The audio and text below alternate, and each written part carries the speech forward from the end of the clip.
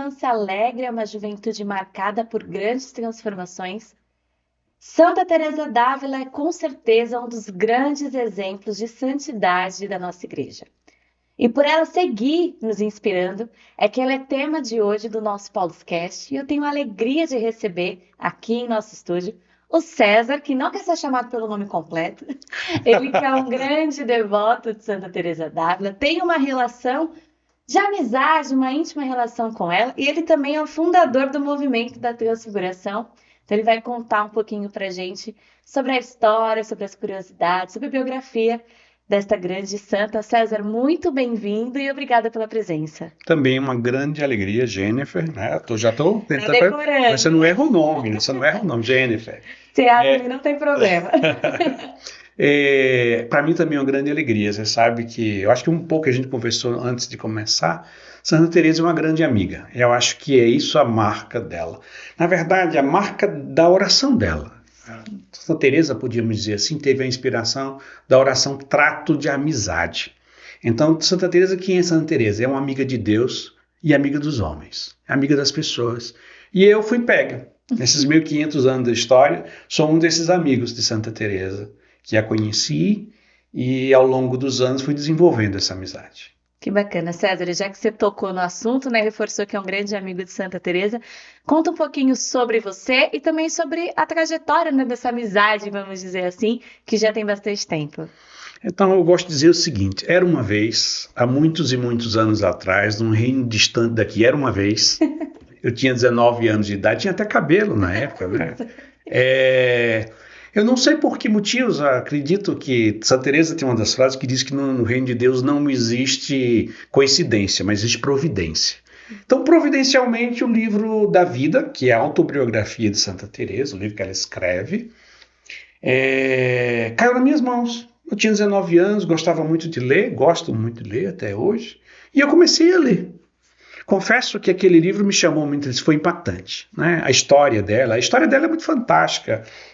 A forma dela escrever, ela conta a história dela. E o livro da vida não é mais do que uma autobiografia. Porque uma autobiografia, se eu escrevesse, se você fosse escrever um livro sobre a sua vida, você vai ter que preservar muitas coisas da sua própria vida, a vida dos outros, porque implica a vida dos outros. E o livro da vida, quando Teresa escreveu, ela escreveu porque os confessores pediram para ela escrever. Então ela não imaginava que as pessoas iam ler.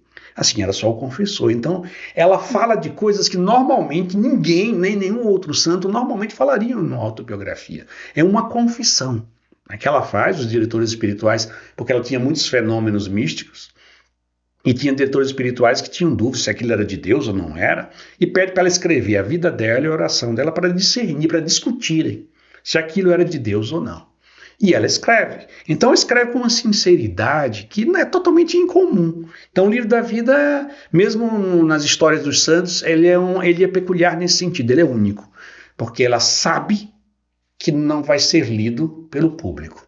E a gente tem aquele presente de ler um livro que não ia ser lido por ninguém, e todo mundo tem curiosidade da vida dos outros, né? Sim. Então essa curiosidade a gente mata. Então quando eu li esse livro pela primeira vez, aquilo me deu um impacto tão grande. Primeira pessoa dela, a história dela da infância, ela contando a infância, depois a experiência dela com Deus, ela entrar no Carmelo, e confesso, claro, que na primeira vez o que me chamou a atenção, que quando ela rezava, ela tinha êxtase, ela tinha visões, ela tinha um tipo de visão que se chama intelectiva, que ela passava vendo Jesus um mês do lado dela o tempo todo, fazendo tudo com ela.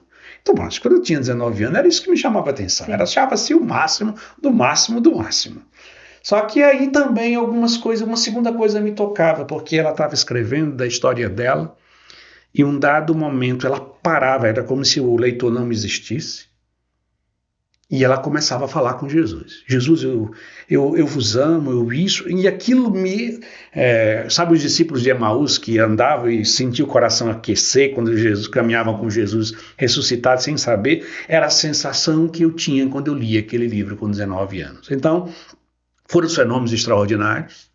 Aquela vida cheia de altos e baixos, bem movimentada. Eu gosto de fazer um paralelo entre Santa Teresinha e Santa Teresa de Ávila. Quando eu dou uma palestra sobre Santa Teresa, eu sempre digo, olha, aqui é tipo uma escola e você vai ser reprovado se confundir Santa Teresa de Ávila com Santa Teresinha. Não pode jamais. Né? E é totalmente diferente. Então, Santa Teresa de Ávila, de espanhola, de século XVI, Santa Teresinha Lisieux, francesa, século XIX, temperamentos diferentes. Claro, as duas entraram no Carmelo. Só que Santa Teresa é a fundadora do Carmelo reformado, né? Carmelo descalço, que vai começar todo esse processo. Então, tudo isso, mas a vida dela, bem diferente da vida de Santa Teresinha, é cheia de acontecimentos, viagens, tudo. Tem até outra obra dela que é Fundações, que vai ter situações que ela quase pega uma... Sabe aquelas, na Espanha não tem aquelas corridas de touros? Ela chegou de madrugada com as irmãs para fundar um convento, que ela fundava escondido os conventos. E chegou com as irmãs e quase pega os touros correndo, saltando no meio da rua, né, naquelas touradas espanholas. Então aquilo tudo me chamou a atenção. E ali começou uma amizade. Aí eu li o livro da vida uma vez, no outro ano eu quis ler de novo, depois eu descobri que tinha outros livros dela, eu comecei a ler. Quando eu fui ver, eu tinha lido o livro da vida mais de 20 vezes. Existem livros que a gente lê e a gente adquire aquele conhecimento. Mas existem livros que nos superam. Sim. Então, as obras de Santa Teresa são obras que nos superam, que não vão além. E ali foi aquela sensação, foi assim que despertou. A amizade, eu comecei a ler, e eu nunca mais deixei de ler. Eu estava, sábado agora, eu estava dando um curso sobre o Castelo Interior de Santa Teresa, eu estava lendo, acho que pela 20ª vez, o Castelo Interior, nas últimas páginas, é aquela sensação de um amigo, de você sentar e conversar, passou 15 dias viajando, cada um para um lugar, a gente senta e atualiza as conversas. Então, Santa Teresa é uma amiga que eu conheci com 19 anos e se tornou a amiga que me apresentou o caminho da oração. Que bacana. E isso é a grande marca de Santa Teresa na minha vida.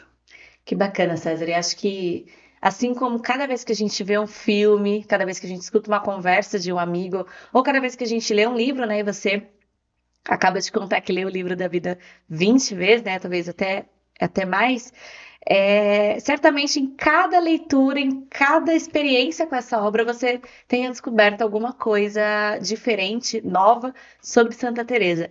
Então, até para a gente ajudar, né, quem nos acompanha a diferenciar e não confundir mais Santa Teresa com Santa Teresinha, que realmente a gente precisa até ter cuidado, né, para não pegar uma informação de uma e colocar na outra.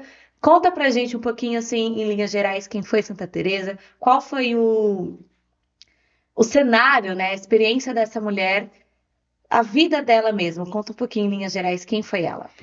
Santa Teresa é espanhola. Não podemos nem chamar Espanha, né? Porque isso vai sendo esses estados nacionais vão sendo gerados do Reino de Castela. Ela vai nascer em 1515 na cidade de Ávila, na Espanha. Se você não tiver a oportunidade de conhecer essa cidade, você tem que ir pelo menos no Google colocar a cidade de Ávila para você ver. Na hora que você vê as muralhas. Então, Teresa, ela nasce numa cidade amuralhada, certo? Ávila é conhecido como a Ávila dos santos e dos cavaleiros. Naquela cidade, para ser grande, ou você precisa ser santo, ou você precisa ser um grande guerreiro. Porque, para você ter uma ideia, só de Ávila, em uma pequena cidade, tem 3 doutores da igreja lá. São João da Cruz é de Ávila, Santa Teresa é de Ávila e São João de Ávila é de Ávila, sem encontrar os outros santos. Aqui só porque o degrau é tão alto, né, doutor? São tão poucos doutores da igreja e são na mesma cidadezinha, mínima, micro. Tem 3 doutores, então ela viveu nessa cidade, numa Espanha, é a Espanha da Reconquista. Significa a Espanha foi dominada pelos muçulmanos, né, pelos mouros, como chamavam na época, foi invadida a Espanha toda, que é Portugal, Espanha, Península Ibérica, e os espanhóis foram reconquistando a Espanha todinho e lá por 1498 foram expulsos. Então, Teresa nasce em 1515. O Brasil era recém-descoberto aqui, e a Espanha vivia esse momento das histórias das batalhas. Era de um povo que viveu mais de 200 anos em guerra. E foi Teresa nasceu e se criou escutando história de batalhas. Na casa dela, ela escutou homens que participaram das grandes batalhas da reconquista da Espanha. E aí você já começa, se você olha para as muralhas de Ávila, Se você olha para as histórias, você começa a entender o mundo de Teresa. Teresa é uma mulher que viveu no mundo das batalhas. Por isso que, qual é a grande obra-prima de Santa Teresa? O castelo interior. Você vai ver, né? Tem sempre um castelo. Sim. Aqui não tem uma foto, pensei que tinha foto no livro aqui. É um castelo interior. Quem são os pregadores, os capitães? A oração é o quê? É guerrear.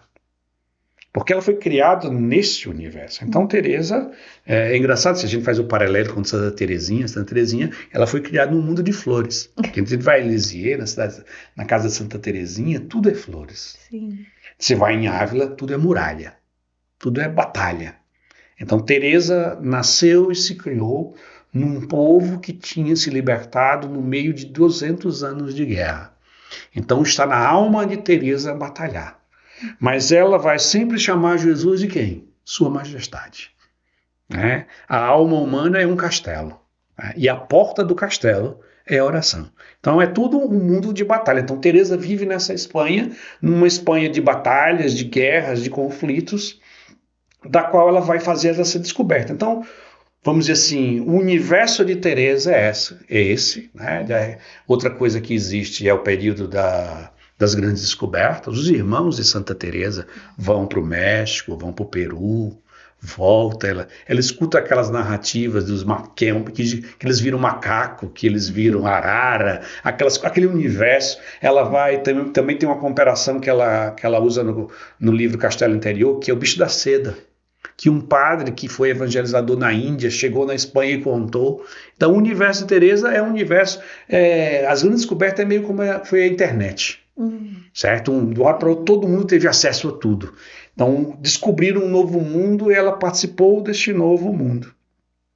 E aí, essa mulher, que tinha um temperamento muito interessante, ela é uma espanhola, sangue quente, né? Aí, mais diferente ainda de Santa Teresinha, eu tenho uma piada, viu? Me desculpe, pessoal, aí vocês vão me perdoando já, vou olhando aqui para a câmera para vocês me perdoarem. Se eu fosse fazer uma comparação, quem é Santa Teresinha? Quando criança, Teresinha sofria bullying. E por isso ela precisou para ir homeschooling, Teresinha.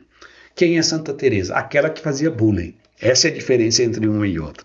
Claro, isso na infância, né? E Teresa depois vai se converter, vai dar muito trabalho, viu? Não é como Teresinha, né? Mas ela vai, e ela tem um temperamento que ela é marcada, e tem um episódio da infância dela que marca quem é ela. Quando ela tinha 7 anos de idade, ela escutava aquelas histórias de que os mártires, quando quem morre mártir vai direto para o céu. Não passa pelo purgatório, é bem rápido, vai direto para o céu. Aí ela sonhou em ser mártir. E aí você vai compreender a alma de Teresa. Ela toma a decisão de ser mártir com 7 anos de idade. E não é só uma decisão, ela vai colocar em prática, como tudo na vida. E mais do que isso, como uma boa fundadora, ela vai convencer. Ela convence o irmão dela, 4 anos, Rodrigo, de fugir de casa junto com ela, para ir em direção onde estavam os muçulmanos, falar de Jesus para eles arrancarem a cabeça deles dois. E os dois irem para o céu como mártires. E eles fugiram de casa com 7 anos de idade. Então ela é uma mulher decidida, tem pensamentos grandes, sempre coloca em prática. Ela disse que quando voltou dessa experiência, ela voltou chorando, porque o tio dela, imagina, aquelas 2 crianças no meio da estrada, o tio dela vinha andando de cavalo, viu os dois e voltou para casa. Eles voltou chorando, foi a primeira grande decepção da minha vida. Nem todo sonho se realiza, pelo menos como a gente pensa. E assim, Teresa é essa mulher de temperamento forte, desde criança gostava de brincar de conventos, mosteiros, mas ela dizia, eu sempre era madre superiora, eu sempre mandava. Assim, essa é a Teresa, no mundo espanhol dela, da reconquista e do temperamento dela. Né? Segundo casamento do pai, né? O pai dela ficou viúvo, casou de novo, ela vai nascer, vamos dizer, ser alguém de classe média alta, se fosse usar o exemplo hoje, né? Não existia isso na época, de alguém no mundo comercial, que também ela vai ter esse senso prático muito forte com as coisas dela. Filho de boa comerciante, ela diz uma frase que marca muito isso, era: Teresa sozinha não faz nada. Teresa com dinheiro faz muita coisa. Teresa, dinheiro e Deus ninguém segura. Então esta é Teresa. César, e, né, você acaba de mencionar um pouco também, mas acho que é sempre bom a gente, né, talvez aprofundar que a vida de Santa Teresa teve muitas transformações, certamente essas mudanças ajudaram a formar a sua fé, né, ajudaram a formar toda essa espiritualidade, né? Conta um pouquinho pra gente sobre esse aspecto da vida de Santa Teresa. Teresa, ela, quando criança, era muito sensível às coisas de Deus. Mas como uma boa adolescente, ela diz, quando chegou à adolescência, ela se descobriu, né? Como todo adolescente começa a se descobrir, olhar para as coisas, ela comecei a alimentar vaidades e aquela coisa. Na verdade, ela percebeu, como uma boa adolescente, que ela tinha alguns dons naturais de ser o centro. Era isso que ela tinha forte. Então, aonde Teresa ia, isso foi até o fim da vida. Sabe, em toda sala de aula tem sempre aquela menina que, se você for amiga dela, você tem acesso a tudo. Se você não for amiga dela, você não tem acesso a nada. Teresa era essa menina, né, que tudo girava ao redor dela, onde ela fosse. E ela percebeu isso. Porque quando você é criança, você é assim, não nota. Mas ela percebeu, começa a perceber todo aquele universo, e ao perceber isso, ela começa a se afastar. A mãe dela já tinha morrido. Tem um episódio muito interessante, porque quando ela tinha por volta de 12, 13 anos de idade, a mãe dela morre. E ela vai na Catedral de Ávila. Tá, hoje tem uma Nossa Senhora de Ávila, lá em Ávila, na Catedral. Ela vai lá diante daquela imagem e pede para Nossa Senhora ser a mãe dela. Né, porque ela já não tinha mais mãe. Então ela disse, isso vai ser muito importante, vai ser Nossa Senhora que vai me trazer de volta. Então ela começa a se afastar. Então ela não tinha mãe em casa, a irmã mais velha começou a notar, né, e fala com o pai, olha, a Teresa eu acho que não está se comportando assim muito bem, e ela foi levada para um colégio interno.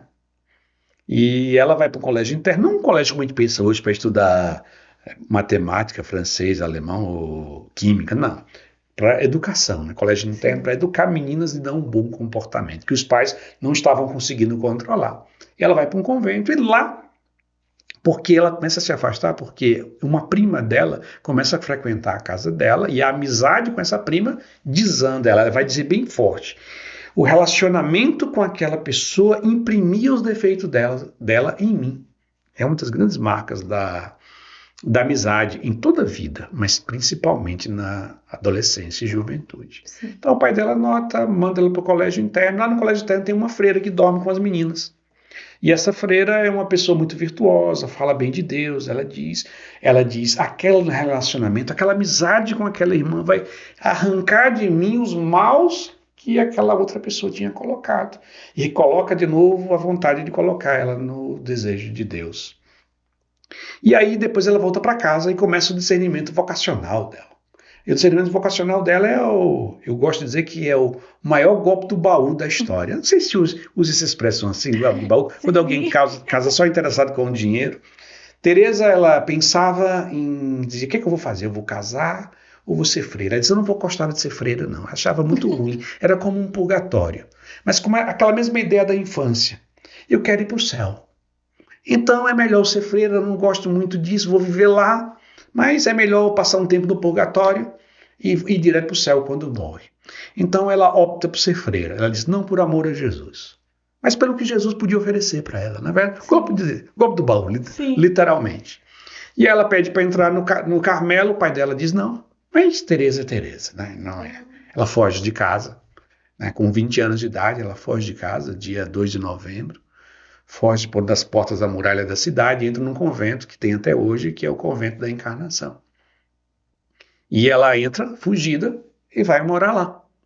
E claro, o pai dela vai ter que aceitar. Depois ela passa por uma grave doença, tudo, quase morre. Mas o mais importante é que ela vai viver 18 anos como monja, morando no Carmelo. Preste atenção.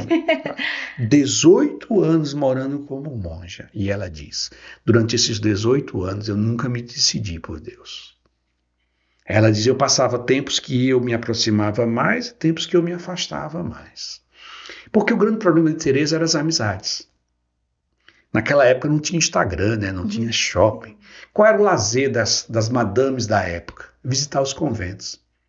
E pedir para conversar com as freiras. E quem que eles pediam para conversar? Claro, com Teresa. Porque sabia conversar com todo mundo. Mas ela tinha um mal de todo mundo que conversa muito bem com todo mundo. Para você conversar bem com todo mundo, você precisa concordar, né? Sim. Ela disse, muitas vezes eu agradava a pessoa. mas desagradava a Deus. Quantas as vezes, quando eu me sentia numa situação que eu ia... Desconfortável. Ela disse, eu passei 18 anos assim. Ela disse, eu não sei como eu aguentei uma vida tão difícil. Porque ela disse, quando eu estava rezando, eu lembrava que as pessoas estavam conversando lá no locutório. E aquilo me angustiava, eu queria sair da oração e estar com aquelas pessoas que estavam lá embaixo. Mas ao mesmo tempo, ela dizia que quando eu estava lá com as pessoas, um peso na consciência batia. Ela dizia, eu vivi um grande conflito durante 18 anos da minha vida. Ela dizia, eu passava tempos mais próximos, mas nunca me decidia. Caía e levantava. Nesse tipo de relacionamento que ela diz, uma vida de perfeição baixa. Ela usa essa expressão no livro da vida. Um livro de perfeição, um nível de perfeição baixa. Ela dizia, dos pecados mortais eu tentava evitar. Os veniais, nem tanto. E aquilo me fazia viver uma vida medíocre e conflituosa. E assim ela vai viver 18 anos, caindo e levantando. Até que, por volta dos 39 anos de idade, um dia, ainda dentro desse convento, ela entra numa sala e tem uma imagenzinha de Jesus, desse tamanho, assim, um ex-homo, aquele Jesus atado na coluna, assim, sendo chicoteado. E essa imagem tem até hoje no convento da Encarnação lá em Ávila. Ele todo chicoteado, todo ensanguentado. Ela entra e aquilo entra como uma espada no coração dela. E aí ela se ajoelha, começa a chorar. Ela diz, chorar eu já tinha chorado muitas vezes, né? Me arrependido, chorado como Madalena, mas não mudava de vida. Me arrependi e não mudava de vida. Ela diz, mas nesse dia foi diferente. Nesse dia eu vi o que ele tinha sofrido por mim. E aí, se você está acompanhando direitinho o que a gente está falando, vai ter uma diferença. Teresa agora não se interessa mais de ir para o céu, não está com medo de ir para o inferno. Ela olha para Jesus e diz, o quanto ele sofreu por mim. 2, eu não quero mais ofendê-lo. Eu não quero mais feri-lo. Então, para Teresa não é o céu que importa, não é ser santa, não é ser pecado, não vou me manchar, não é mais. Aquilo que ela viveu, aquela santidade, que ele chama de santidade cosmética, né? Que aí o pecado me manchou, vou me confessar, me manchou, me sujou. Ah, será que eu vou para o purgatório? Naquele momento, aos 39 anos de idade, Teresa sente uma dor de ter ofendido a Jesus Cristo, de não tê-lo amado.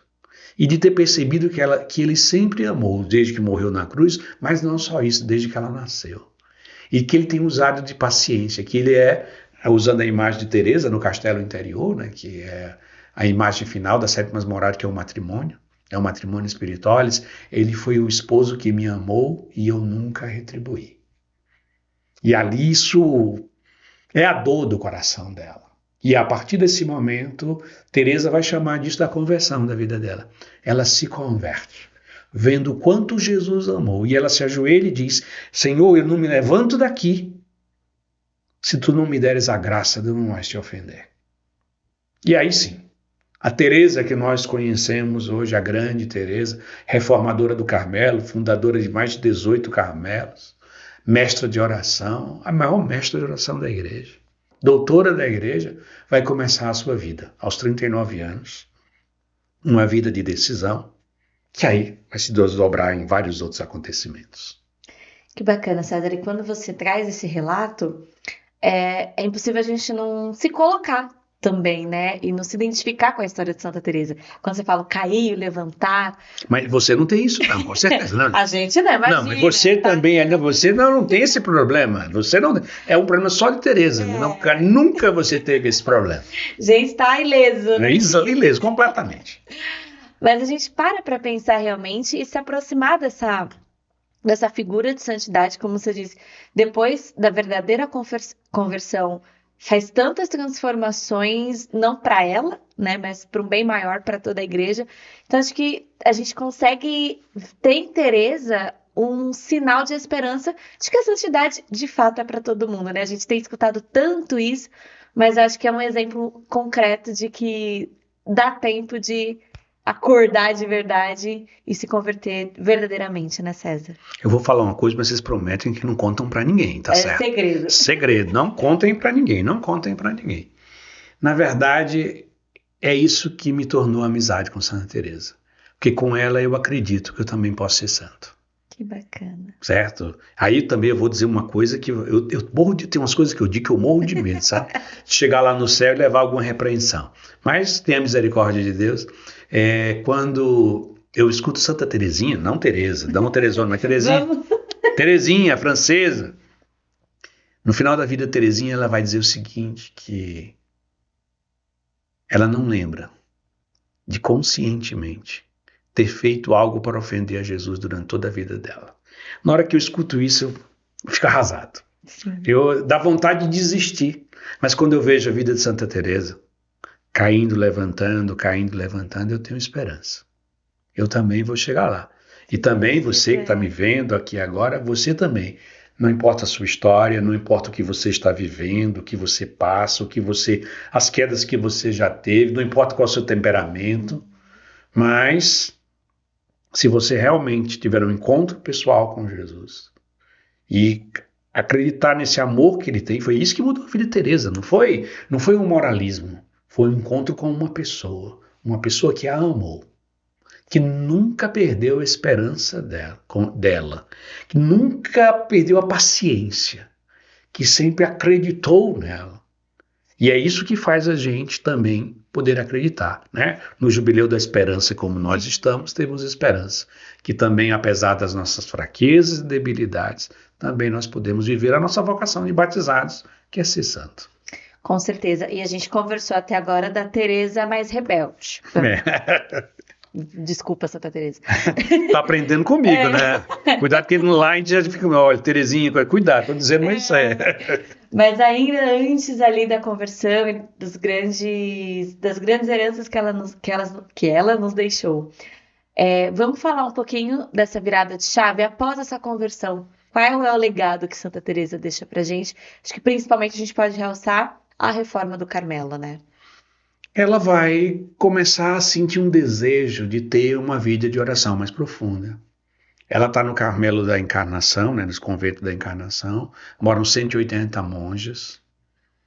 É um lugar com vários conflitos, problemas. Cada monja tinha a sua cozinha na sua cela, cada uma comia em um padrão diferente, a conversa, as críticas, o ambiente tudo não propiciava a vida de oração, nem a vida fraterna.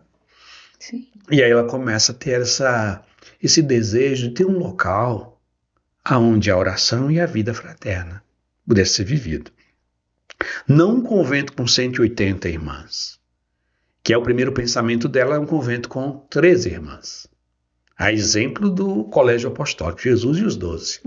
Mais adiante ela vai fazer uma adaptação de ver que 13 é muito pouco, vai ficar por volta de 21, que normalmente no Carmelo feminino pode ficar no mesmo convento, no mesmo mosteiro.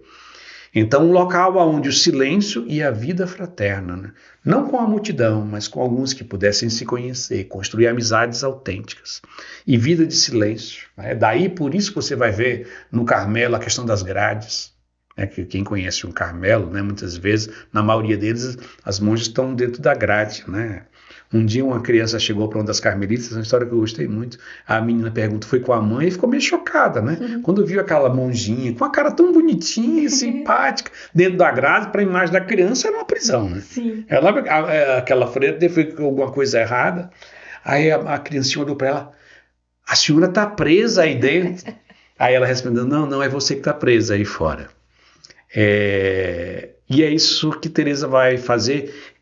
A grade vai marcar muito isso que ela compreendia, essa separação, que quando ela viveu a experiência do convento, foi um convento que muito mundanizado, poderíamos dizer assim.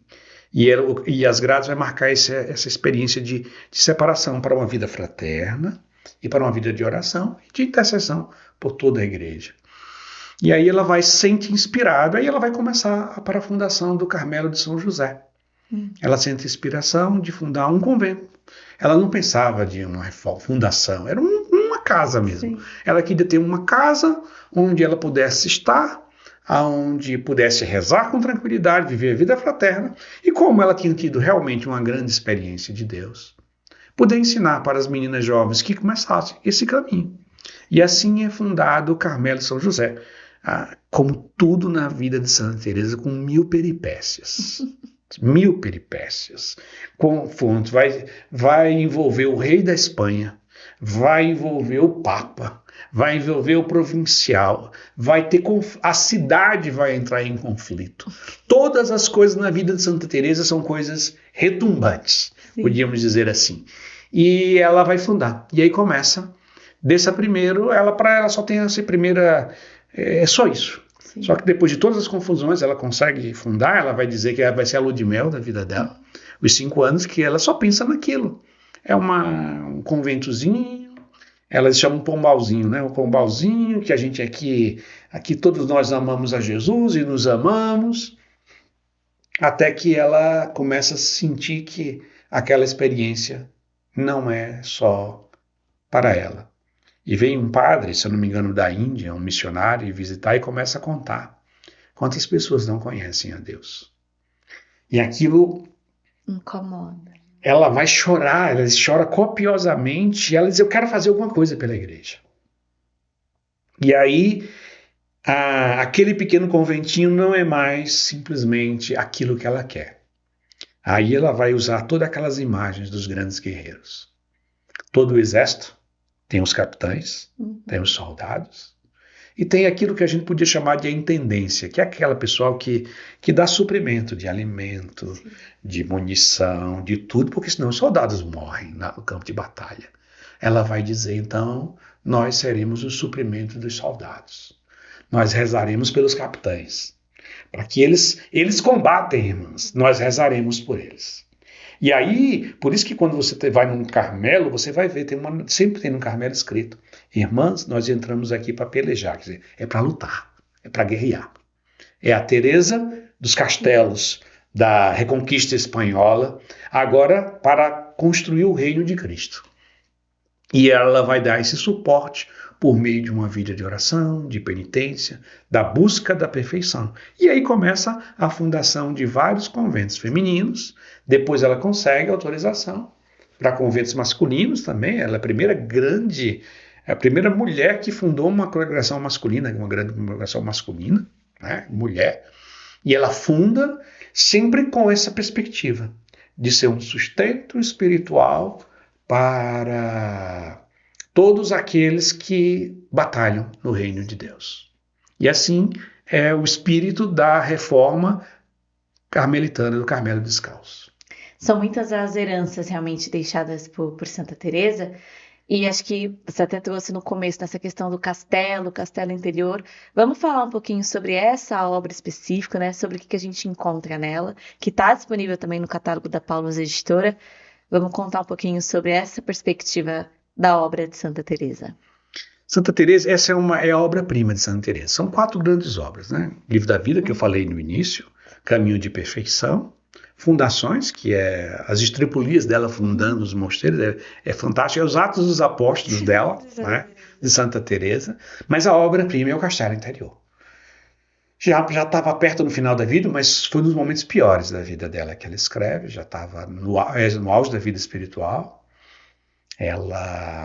Mas está no auge de estar quase tendo perseguições tão fortes, estão quase suprimindo a reforma, estão querendo acabar a reforma, aí está envolvido o rei da Espanha, está sido o núncio apostólico da Espanha, está envolvido nessa confusão o Papa, cartas, todas as confusões que possa imaginar do mundo ela está vivendo.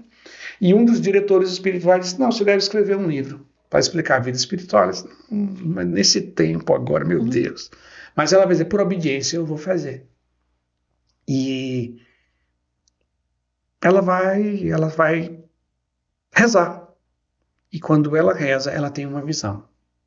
Ela tem uma visão de um castelo, que só numa visão pode existir, porque não pode existir um castelo assim, que é ao mesmo tempo todo de diamante, e ao mesmo porque é precioso como um diamante, mas ao mesmo tempo é todo de cristal. Ele é transparente.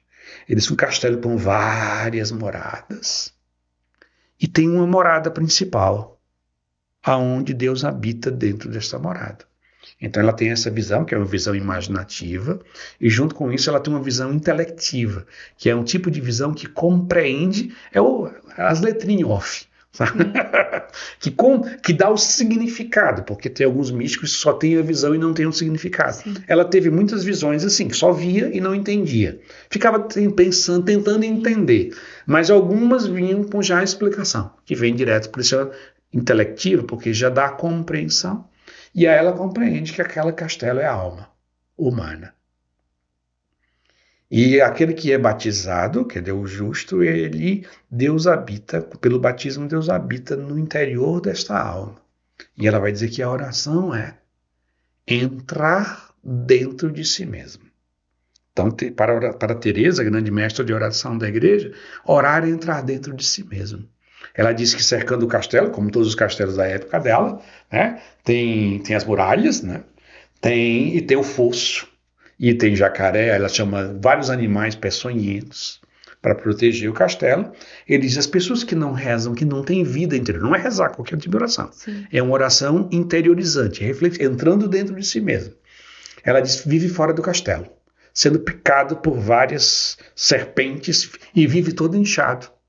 Mas na hora que a pessoa para e começa a refletir, que é aquela oração que você entra dentro de você mesmo, por que eu estou vivendo isso? O que Deus quer da minha vida? É alguém quando lê a Bíblia, tipo fazendo Lexo Divina, você faz a leitura, meditar, confrontar com a sua vida. Quando você começa a fazer isso, a porta do castelo se abre. E aí está a primeira morada. Aí cada morada tem uma aventura. Sim. É uma aventura fantástica. Na primeira morada, ela diz, a pessoa é cega e surda. Ela não vê a Deus, não ouve a Deus, mas já está livre de alguns animais. Ela vai dizer assim, nas segundas moradas, a pessoa continua cega, mas ela é surda, já começa a ouvir a Deus. Ela diz, não, mas espera aí, Deus não fala com ela. Ela diz, como eu vou explicar mais adiante? Fala porque ela escuta uma palestra e aquilo te toca. Fala porque ela assiste um podcast e aquilo inflama o coração dela. Então ela começa a falar. Então aí ela vai dizendo. Ela diz, tem a terceira morada. Na terceira morada, a pessoa da segunda morada, ela tentou organizar a vida dela. Chega às terceiras moradas aqueles que organizaram a sua própria vida. Que tem vida disciplinada, que lutou contra o pecado, vive bem seu estado de vida, vive uma vida que deveria ser um exemplo. Sim. Aí nessa hora, ela diz, a terceira morada chega Jesus, aí a pessoa quer ir adiante. Aí ela diz, vem a imagem do jovem rico. O jovem rico chega para Jesus e diz, o que deve fazer para ter a vida eterna? Eles cumprem os mandamentos. Ele disse, eu faço isso desde a minha infância. Aí ele diz, vai e vende tudo o que tens. Então Teresa, naquele momento, ela diz, essa é a passagem da terceira para a quarta morada. Né? E essa passagem, ela é feita na medida em que você aceita ter Deus no comando. Não é ter uma vida boa, é ter Deus no comando. Aí começa a aventura das quartas moradas. Aí pronto, aí começa, né, que é a vida mística da quarta morada em diante. As quartas moradas é tipo a adolescência da vida espiritual. Você tem alguns sinais de infantilidade e alguns desejos de igual adolescente, né? Sim. De vez em quando age como um jovem, de vez em quando age como criança. A voz masculina, né? Começa assim, alô, alô, alô, alô, aí vai mudando a voz, vai variando, né?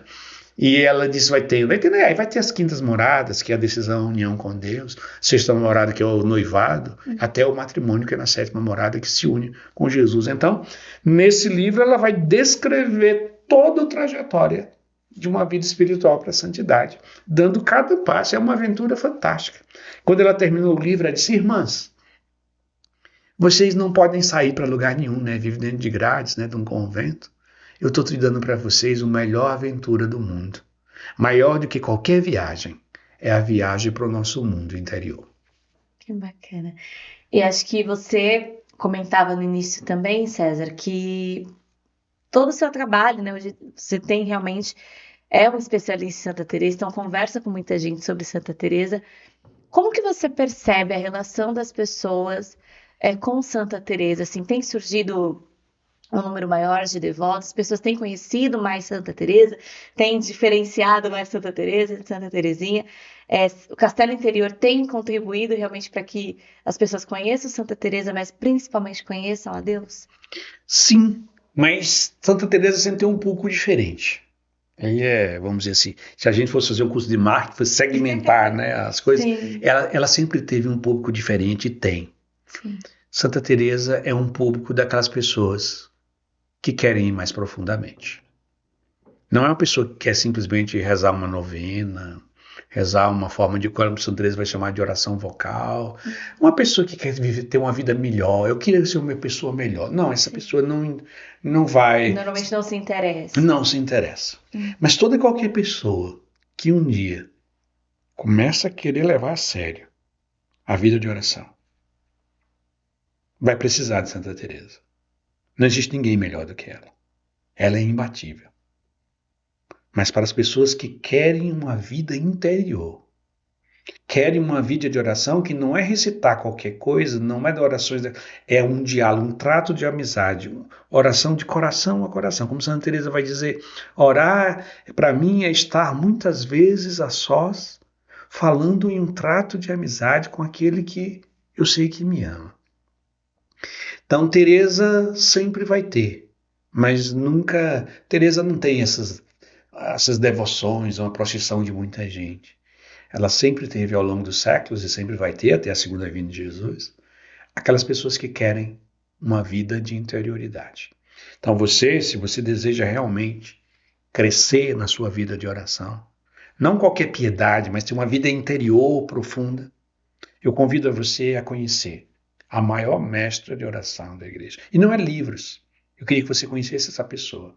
Fantástica, sensacional, de uma humanidade fantástica. Uma pessoa que gosta de construir amizades, que quer ser sua amiga. Mas só se você quiser ser amiga de Jesus Cristo. E ela, né, acho que toda essa herança, né, todo esse legado que ela deixa para a igreja, a transforma em, como você disse, doutora da igreja, né, que são tão poucos. Acho que esse título também acho que faz valer, dá realmente significado de quem é Santa Teresa para a igreja, né? Acho que é um grande reconhecimento que a igreja deposita para essa mulher que, em certo momento da sua vida, resolveu se dedicar para que as outras pessoas também pudessem se converter, né, César? Ela nesse sentido, vai deixar o legado, que esse legado das 4 obras, como eu disse, né? Tanto o Livro da Vida, como o Caminho de Perfeição, Castelo Interior e Fundações, ela tem mais obras, né? Nas Sim. obras tem mais, mas essas são as principais. Elas são fundamentais para que a gente possa levar uma vida interior profunda, transformadora, para que realmente Jesus seja mais conhecido, amado, adorado e servido. César, e você tem esse trabalho, né, com o movimento da transfiguração, que a gente comentou no início, e você me dizia antes do início da nossa gravação que tem muito de Santa Teresa nesse movimento, né, em toda essa missão que você desenvolve. Conta pra gente um pouquinho onde Santa Teresa entra nesse processo. O movimento da transfiguração, como o nome já diz, né, ele é fundamentado naquela passagem bíblica da transfiguração do Senhor. Né? Jesus estava caminhando com seus discípulos, né? Ele estava indo já da Galileia para a Judéia, divide a missão em 2 partes, em Jerusalém, onde ele vai dar a vida por nós, ressuscitar. E nesse momento ele sobe a montanha, segundo a tradição é o Monte Tabor, e ele convida 3 com ele só. Se existe os escolhidos, são os 12, e desses tem os escolhidos dos escolhidos. Esses 3, eles são fundamentais porque Pedro, Tiago e João, só eles estão na transfiguração de Jesus. Só eles estão no Getsemane. Só eles veem Jesus suando sangue. E só eles veem Jesus ressuscitando a filha de Lázaro. São 3 episódios que só os 3 veem, que são muito diferentes, porque na transfiguração esses 3 veem que Jesus é Deus, ele fica todo luminoso. No Getsemane eles veem que Jesus é homem, ele soa sangue. Eles conhecem que Jesus é plenamente homem, plenamente Deus, e isso é o conhecimento profundo. Só que Jesus convida esses 3, Pedro, Tiago e João, para subir a montanha para orar. E daí se fundamenta o carisma do movimento da transfiguração. Que o carisma do movimento da transfiguração é conhecer Jesus, que é o Filho de Deus, para que assim aprendamos a viver como filhos de Deus. E isso se dá de forma especial pelo caminho da oração. E aí vem os 3 pontos fundamentais do movimento. Primeiro, a Lexio Divina. Lá do alto do monte o Pai vai dizer: este é meu filho amado, escutai-o. Escutar Jesus. A leitura orante das Sagradas Escrituras. E também ele sobe para orar, para um diálogo com o Pai. Então, daí o movimento todo é baseado nesse caminho de oração. Oração, trato de amizade. E aí é onde entra Santa Teresa. Então, na Lexio Divina nós aprendemos quem é Jesus. Com Santa Teresa nós aprendemos a ser amigos de Jesus. E o terceiro ponto vai ser a liturgia, porque é o cume da oração, que é a liturgia como um todo, e da liturgia a missa, que é o cume dos cumes, o ponto o ápice e o fundamento, né, da toda a vida espiritual, de toda a intimidade da vida cristã. Então Santa Teresa entra nisso, como para nós é uma grande mestra, que vai nos ensinando os caminhos da amizade com Cristo. Que bacana. E acho que a gente não pode terminar essa nossa conversa, esse nosso bate-papo, sem reforçar como que Santa Teresa pode nos inspirar ainda hoje, né? A gente falava tanto dessa humanidade dela, de errar, de acertar, de tentar, mas de viver a verdadeira conversão. Então, como que um grande amigo dela, né, diria que ela nos inspira ainda hoje? Por primeira coisa, pelo jeito dela, Teresa era a Teresa. E talvez nós hoje, e todos os tempos tivemos, mas hoje talvez tenhamos uma tentação. Nós pensamos que ser santo é ser uma outra pessoa. E Teresa nunca foi. Muitas pessoas tiveram dificuldade com Teresa por causa disso. Teresa, como monja, ela dançava castanhola no intervalo no recreio das irmãs. Ela dançava. Era uma pessoa efusiva, alegre. Era muito interessante porque existe aí 2 paralelos, né, que foram contemporâneos, apesar da diferença de idade. Ela e São João da Cruz. São João da Cruz era aquele um pouquinho por temperamento. Ele era uma pessoa reservada, falava pouco, falava baixo. Só respondia algo se alguém perguntasse. Jamais era... São João da Cruz é a imagem daquele santo que está na nossa cabeça. Né? É a imagem que todos nós temos de um santo é São João da Cruz. Mas simplesmente era ele que, claro, por amor a Jesus Cristo, se santificou. Mas Teresa é fantástica porque ela não é um tipo muito claro de santo, sabe? Ela tem episódios, eu queria ter um episódio que vai mostrar muito quem é Teresa. Tem um momento que ela vai fundar os conventos, os mosteiros, e ela está com as irmãs e com aquelas carroças, né, coberta num calor do verão da Espanha, atravessando um riacho, uma roda quebra e elas caem dentro do riacho. E aquela confusão para tirar, e ela, como era uma mulher de oração, disse: Senhor, nós estamos aqui te servindo, está tão difícil, perseguição de tudo, você ainda deixa permitir isso. Aí ela escuta uma voz interior dizendo: é assim que eu trato meus amigos. E ela responde para ele: é por isso que tu tens tão poucos. Sincera. Teresa é Teresa. Eu acho que o maior exemplo de santidade é você, sendo quem você é, amar a Jesus Cristo acima de todas as coisas. Então, Teresa tinha um temperamento próprio, um calor próprio, alguém que viveu num mundo de guerra, aguerrida, temperamental, espontânea, totalmente diferente do que a gente pensa, mas o que é fundamental, ela amou Jesus Cristo. Eu acho que o maior exemplo de Teresa é porque ela não se enquadra. E porque não se enquadra, faz com que você que está aqui nos vendo, possa dizer: sim, do meu jeito. Claro que eu vou ter que superar muitas coisas, mas eu não vou virar outra pessoa. Eu vou só amar a Jesus mais do que a todos, mais do que a mim mesmo. E isso é a essência da santidade. E Teresa, com isso, nos dá um exemplo fundamental. E a segunda coisa é o caminho. Ela é um exemplo, depois ela é um caminho. É o caminho da oração. Porque a oração é o meio... tem primazia na vida espiritual. O que significa? Tem que vir primeiro. Não é que orar é mais importante do que as outras coisas, mas é aquilo que vem primeiro. Vamos imaginar os sacramentos. O batismo não é o sacramento mais importante, assim, o maior é a Eucaristia, mas sem ele você não tem acesso aos outros sacramentos. A oração funciona assim na vida espiritual. Não é que é mais importante do que ajudar os outros, não, mas se não for primeiro, não existe verdadeira conversão. Então, a atualidade de Teresa é nos lembrar que oração é o meio pelo qual Deus tem para conceder todas as graças para nos santificar. Que bonito, César. Acho que é uma forma muito simples, mas muito bonita realmente da gente terminar esse nosso episódio de hoje, dedicado a Santa Teresa. Muito obrigada pela sua presença, pela Eu que sua agradeço. disponibilidade. Falar de um amigo é sempre uma grande alegria. Que bacana. Se a gente estava até falando que a gente teve a ideia de falar sobre Santa Teresa, porque o catálogo da Paulus tem tantas coisas sobre Santa Teresa, e a gente pensou, a gente precisa trazer um especialista de Santa Teresa. E que bom que os nossos caminhos se cruzaram, que bom que deu certo. Muito, muito obrigada mesmo.